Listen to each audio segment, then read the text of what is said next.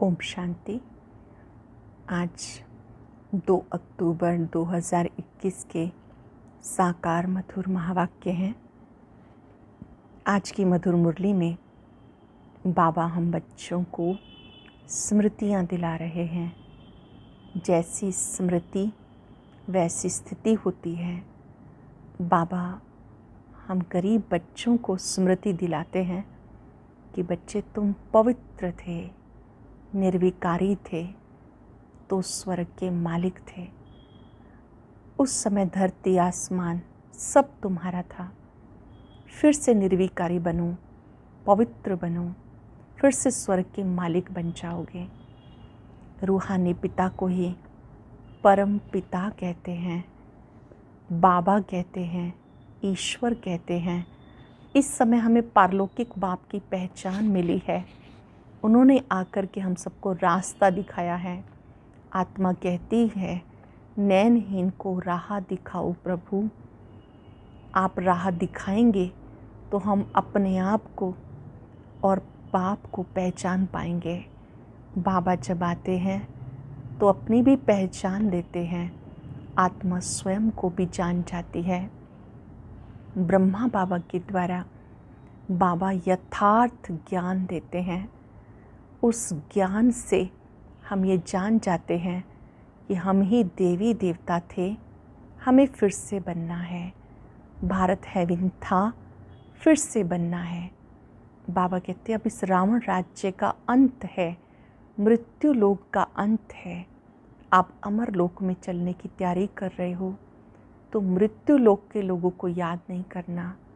Spiritual knowledge देते हैं बाबा, आत्म अभिमानी बनो, अपने को आत्मा समझ मुझ बाप को याद करो, फिर से पावन बन जाएंगे। आत्मा देवात्मा बन जाएगी। याद करने से आत्मा तमो प्रधान से सतो प्रधान बनती है। ये स्पिरिचुअल नॉलेज कोई और दे नहीं सकता। जब बाबा की पहचान मिल जाती है तो भटकना छूट जाता है। अभी अज्ञान की नींद से बाबा ने जगाया। बाबा को न जानने के कारण, समय को न जानने के कारण सब कुंभकर्ण की नींद में सोए हुए हैं। बाबा आकर के कुंभकर्ण की नींद से जगाते हैं, याद दिलाते हैं, बच्चे तुम्हें फिर से पावन बनकर देवता बनना है। तुम ही निर्विकारी थे, तुम्हें फिर से बनना है। बाबा कर्म अकर्म विकर्म की गति समझाते। अब कोई विकर्म नहीं करना। रावण राज्य में सब विकर्म करते रहते हैं। सत्युगी दुनिया में कोई विकर्म नहीं, वो पुण्य आत्माओं की दुनिया है। ये रावण राज्य सारी दुनिया पर है, न केवल एक लंका पर, पूरी दुनिया में रावण राज्य है। बाबा आकर फिर से शिवालय स्थापन कर रहे हैं और उस शिवालय में चलने के लिए बाबा ने कहा तुम बच्चों को पावन बनना है। कोई भी नहीं जानता, राधे कृष्ण ही लक्ष्मी नारायण बनते हैं। मनुष्य जिनकी पूजा भी करते हैं उनके बारे में भी जानते नहीं, इसको अंधश्रद्धा कहते हैं। बाबा जब ज्ञान का तीसरा नेत्र देते हैं तो भटकने से छूट जाते हैं। अब किसी भी देहधारी को याद नहीं करना। मनुष्य को सद्गति नहीं दे सकता। सद्गति दाता एक बाबा है जो आकर के दुखों से छुड़ाते हैं, रावण की जंजीरों से छुड़ाते हैं। जब वो स्वयं आते हैं तो उसका यादगार शिव जयंती मनाई जाती है। बहुत सुंदर बात बाबा वरदान में समझा रहे हैं कि निमित्त बनने की स्मृति सदा रहनी चाहिए। निमित्त भाव सब विकर्मों से, पाप कर्मों से बचा देता है, निवारण स्वरूप बन जाते हैं। जो निमित्त बनी हुई आत्माएं हैं उनके हर कर्म पर सबका अटेंशन जाता है। अगर वो कोई बहाना करती हैं या कमज़ोरी शो करती हैं तो उन्हें देखकर दूसरे भी फॉलो करते हैं, वो भी कमज़ोरियाँ बहाने सुनाते हैं। याद रहे कि हम निमित्त आत्माएं हैं। हमारे हर कर्म पर सबका अटेंशन जाता है। ब्रह्मा बाप समान संकल्प, बोल और कर्म हो तो निवारण स्वरूप बन जाएंगे। अपने हर संकल्प पर पूरा अटेंशन देना है। हम निमित्त हैं, सबकी नज़र हमारे ऊपर है। बहुत सुंदर बात बाबा ने समझाई। ज्ञानी तो आत्मा कौन है जिन्हें गुण और विशेषताओं का अभिमान ना हो। याद रहे, गुण या विशेषताएं परमात्म देन है, जरा भी इनका अभिमान नहीं करना। आज याद रखेंगे, मैं निवारण स्वरूप आत्मा हूँ, मैं निमित्त हूँ। मेरे हर कर्म पर सबका पूरा अटेंशन है, इसलिए मुझे सोच समझ कर कर्म करना है। बाबा ने जो स्मृतियाँ दिलाई हैं, उन स्मृतियों से समर्थ बनना है। अब सुनते हैं मुरली विस्तार से। वह कहते, मीठे बच्चे, अब इस मृत्यु लोक का अंत है, अमर लोक की स्थापना हो रही है, इसलिए तुम्हें मृत्यु लोक वालों को याद नहीं करना है। अब इस मृत्यु लोक का अंत है, अमर लोक की स्थापना हो रही है, इसलिए तुम्हें मृत्यु लोक वालों को याद नहीं करना है। क्वेश्चन है, बाप अपने बच्चों को कौन सी स्मृति दिलाते हैं? बाप अपने गरीब बच्चों को कौन सी स्मृति दिलाते हैं? बच्चे, जब तुम निर्विकारी थे, पवित्र थे, तो बहुत सुखी थे। तुम्हारे जैसा साहूकार दूसरा कोई नहीं था। तुम अपार सुखी थे। धरती आसमान सब तुम्हारे हाथ में था। अब बाबा तुम्हें फिर से साहूकार बनाने आए हैं। गीता, नैनहीन को राह दिखाओ प्रभु। ओम शांति। मीठे मीठे रूहानी बच्चों, आत्माओं ने गीत सुना। किसने कहा? आत्माओं के रूहानी बाप ने। रूहानी बाप को रूहानी बच्चों ने कहा। बाबा, उनको ईश्वर भी कहा जाता, पिता भी कहा जाता। कौन सा पिता? परम पिता। बाप हैं दो, एक लौकिक, दूसरा पारलौकिक। लौकिक बाप के बच्चे पारलौकिक बाप को पुकारते हैं, हे बाबा। बाबा का नाम है सदा शिव। वो शिव निराकारी पूजा जाता है। उन्हें कहा जाता सुप्रीम फादर। लौकिक बाप को सुप्रीम नहीं कहा जाता। ऊंच ते ऊंच सब आत्माओं का बाप एक ही है। सब जीव आत्माएं उस बाप को याद करती हैं। आत्माएं ये भूल गई हमारा बाप कौन है। पुकारते हैं, ओ गॉड फादर, हम नैनहीन को नैन दो तो हम अपने बाप को पहचाने। हम नैनहीन को नैन दो ताकि हम अपने बाप को पहचाने। भक्ति में हम अंधे बन ठोकरें खाते रहते, अब इन ठोकरों से छुड़ाओ। बाबा आकर कल्प कल्प भारत को हेवन बनाते हैं। अब कलयुग है, सतयुग आने वाला है। कलयुग और सतयुग के बीच को संगम कहा जाता है। यह पुरुषोत्तम संगम, बेहद का बाप आकर जो भ्रष्टाचारी बन गए उनको श्रेष्ठाचारी पुरुषोत्तम बनाते हैं। लक्ष्मी नारायण पुरुषोत्तम थे। लक्ष्मी नारायण की डायनेस्टी का राज्य था। अब बाबा आकर स्मृति दिलाते, तुम भारतवासी आज से 5 वर्ष पहले स्वर्गवासी थे और अब नरकवासी हो। आज से 5 वर्ष पहले भारत हेवन था। भारत की बहुत महिमा थी। सोने हीरे के महल थे, अब कुछ नहीं है। उस समय कोई और धर्म नहीं था, सिर्फ सूर्यवंशी थे। चंद्रवंशी पीछे आते हैं। बाबा समझाते, तुम ही सूर्यवंशी थे। अब तक लक्ष्मी नारायण के मंदिर बनाते रहते, परंतु लक्ष्मी नारायण का राज्य कब था, कैसे राज्य पाया, किसी को पता नहीं। पूजा करते हैं परंतु जानते नहीं, तो ब्लाइंड फेथ हुआ ना। शिव की, लक्ष्मी नारायण की पूजा करते, बायोग्राफी कोई नहीं जानते। भारतवासी खुद कहते हम पतित हैं। हे पतित पावन बाबा, आओ आकर दुखों से, रावण राज्य से लिबरेट करो। बाबा आकर सबको लिबरेट करते। बच्चे जानते, सतयुग में एक ही राज्य था। कांग्रेसी लोग अथवा बापूजी भी यही मांगते थे, हमें फिर से राम राज्य चाहिए, हम स्वर्गवासी बनना चाहते हैं। और नरकवासियों का क्या हाल है देख रहे हो ना। इसे कहते हैं हेल, डेविल वर्ल्ड। यही भारत डीटी वर्ल्ड था, अब डेविल वर्ल्ड बन गया।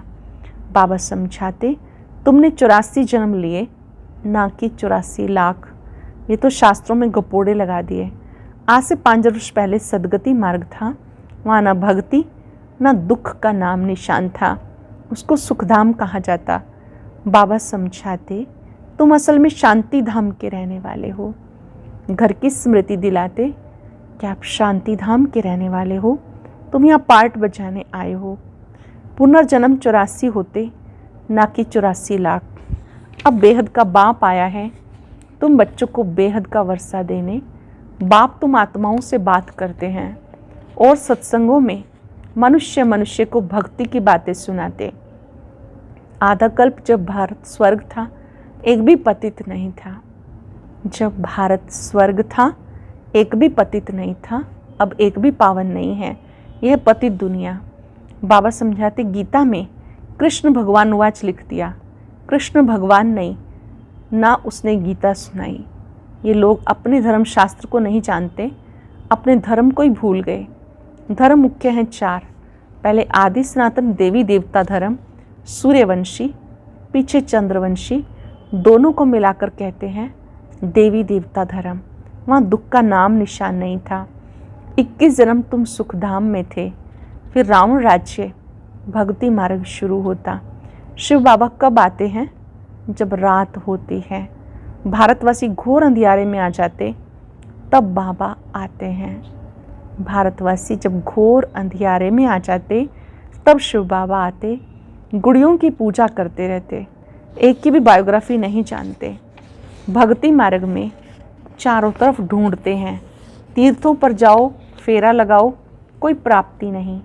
बाबा कहते, मैं आकर तुम्हें ब्रह्मा द्वारा यथार्थ ज्ञान सुनाता हूँ। पुकारते हैं, हमें सुख धाम शांति धाम की राह बताओ। बाबा कहते हैं, आज से 5 वर्ष पहले हमने तुम्हें बहुत साहूकार बनाया था, इतना धन दिया था, वो कहाँ गवाया? तुम कितने साहूकार थे। भारत कौन कहलावे? भारत इस सबसे ऊंच खंड था। वास्तव में सबका एक तीर्थ है, क्योंकि पतित पावन बाप का बर्थ प्लेस है। जो भी धर्म वाले हैं, सबकी बाप आकर सदगति करते हैं। अब रावण का राज्य है, सारी सृष्टि में है, सिर्फ लंका में नहीं। रावण का राज्य पूरी सृष्टि पर है, सिर्फ लंका में नहीं। जब सूर्यवंशी राज्य था, तब ये विकार नहीं थे, भारत निर्विकारी था। अब विशेष है, सब नरकवासी हैं। सत्युग में जो दैवी संप्रदाय थे, फिर 84 जन्म भोग आसुरी संप्रदाय बने, फिर दैवी संप्रदाय बनने हैं।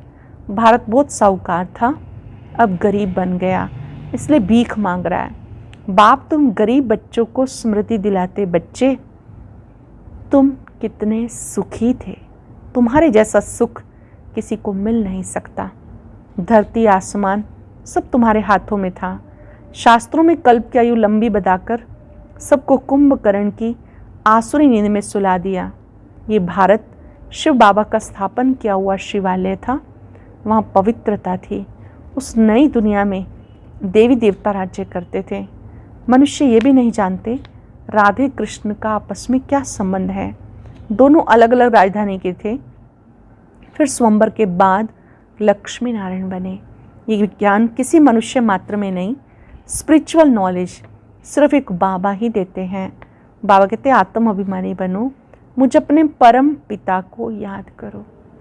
आत्म अभिमानी बनो, मुझ पिता को याद करो। याद से तमो प्रधान से सतो प्रधान बन जाएंगे। तुम यहाँ आते हो मनुष्य से देवता अथवा पतित से पावन बनने। अब ये है रावण राज्य। भक्ति में रावण राज शुरू होता।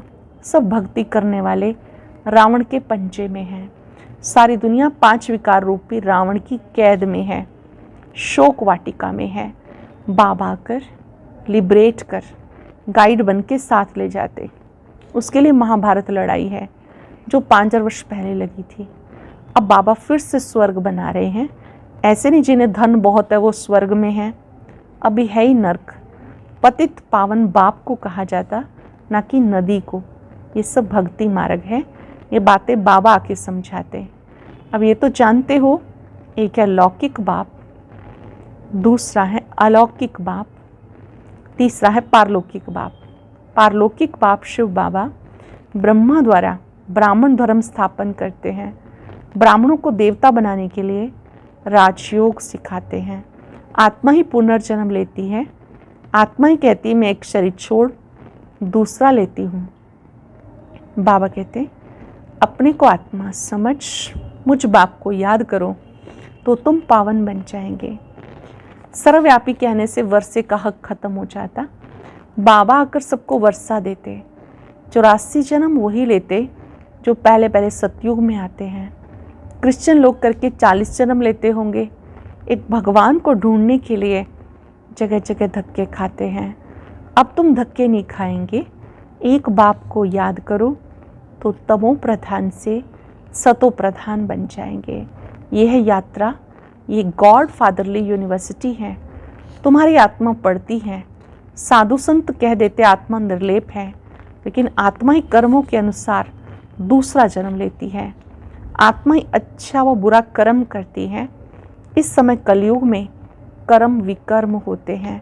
सतयुग में कर्म अकर्म होते हैं, वहाँ विकर्म नहीं होता।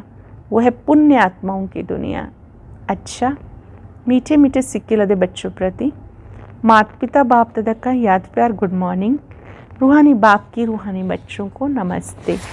रूहानी बच्चों की रूहानी बाप दादा को नमस्ते, गुड मॉर्निंग। शुक्रिया बाबा, शुक्रिया। धारणा के लिए सार। एक बाप से बेहद का वर्षा लेना है, श्रेष्ठ कर्म करने हैं। जब बाबा मिला तो किसी भी प्रकार के धक्के नहीं खाने। बाबा ने जो स्मृति दिलाई उसे स्मृति में रख अपार खुशी में रहना है। कोई भी देहधारी को याद नहीं करना। बाबा ने जो स्मृतियाँ दिलाई उसे स्मृति में रख अपार खुशी में रहना है। कोई भी देहधारी को याद नहीं करना। वरदान है निमित्तपन की स्मृति द्वारा अपने हर संकल्प पे अटेंशन रखने वाले निवारण स्वरूप भव। निमित्तपन की स्मृति द्वारा अपने हर संकल्प पे अटेंशन रखने वाले निवारण स्वरूप भव। निमित्त बनी हुई आत्माओं पर सबकी नज़र होती है, इसलिए निमित्त बनने वालों को विशेष अपने हर संकल्प पर अटेंशन देना है। अगर निमित्त बने हुए बच्चे भी कोई कारण सुनाते हैं तो उनको फॉलो करने वाले अनेक कारण सुना देते हैं। अगर निमित्त बनने वालों में कोई कमी है तो वो छिप नहीं सकती। इसलिए विशेष अपने संकल्प, वाणी और कर्म पर अटेंशन देकर निवारण स्वरूप बनो। अपने संकल्प, वाणी और कर्म पर अटेंशन देकर निवारण स्वरूप बनो। स्लोगन है ज्ञानी तो आत्मा वह है जिसमें अपने गुण व विशेषताओं का अभिमान ना हो। ज्ञानी तो आत्मा, समझदार आत्मा, ज्ञान का स्वरूप बनने वाली आत्मा वो है जिसमें अपने गुण विशेषताओं का जरा भी अभिमान ना हो। अभिमान करने से विशेषताएं गायब हो जाती हैं। अभिमान करने से अपमान की फीलिंग बार बार आती रहेगी। सच्चा ज्ञानी वो जिससे अपने गुण विशेषताओं का अभिमान ना हो, बल्कि ये अनुभव हो ये परमात्म देन है। आज अपनी गुण विशेषताओं को बाबा को अर्पण कर देंगे। अनुभव करेंगे ये परमात्म देन है। मैं ज्ञानी तो आत्मा हूँ। ओम शांति। आज की अव्यक्त मुरली जरूर सुने। उसके लिए ऊपर दिए गए बॉक्स को टच करें।